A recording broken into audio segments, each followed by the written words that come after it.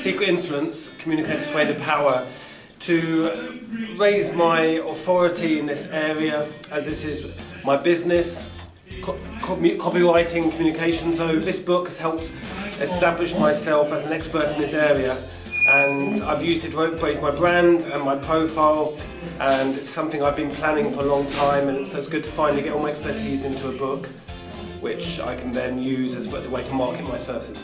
The biggest challenge was focusing and being disciplined. So I think I have all knowledge of communications and influence. I've 25 years working in that area, but I think writing a book, it takes a particular skill, and it needs particular focus and discipline and a particular approach. So that was my challenge, was knowing how to take that knowledge and put it into a book.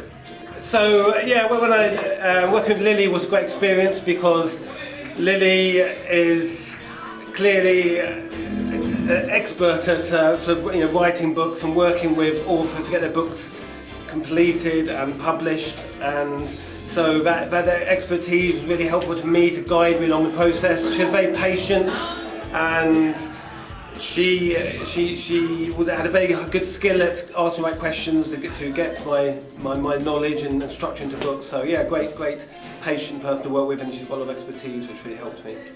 Right, so my book's just come out.